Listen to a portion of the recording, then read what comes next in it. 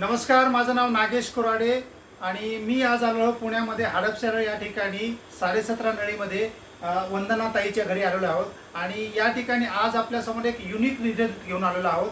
कारण 3 महिन्यापूर्वी आपण वंदना ताईला आपण हा रियांश अमृत ज्यूसचा कोर्स दिलेला होता आणि तुम्हीच ऐकू शकताय की कशा प्रकारचं युनिक रिझल्ट त्यांना आलेला आहे. नमस्कार ताई. नमस्कार. आता मला एक सांगा, अमृत ज्यूस दिल्या अगोदर तुम्हाला काय काय त्रास होते आणि अमृत ज्यूस दिल्याच्या नंतर तुमच्यामध्ये काय काय बदल झाला ते जरा व्यवस्थित सांगा बरं आम्हाला. मला पहिल्यांदा शुगर होती. ओके शुगर नंतर मला म्हणजे खोकला यायचा सारखा, त्याच्यामुळे मग लिव्हरला सूज आली होती. ओके स्टोनचा त्रास होता, तळपायांची आग होत होती. ओके पण मी अमृत ज्यूस घेतल्यानंतर आणि डायबोजी घेतल्यानंतर माझी शुगर लेवल 45 दिवसानंतर नॉर्मल झाली. ओके शुगरच्या 2 गोळ्या होत्या, त्यातली एक गोळी मी बंद केली नंतर 45 दिवसानंतर.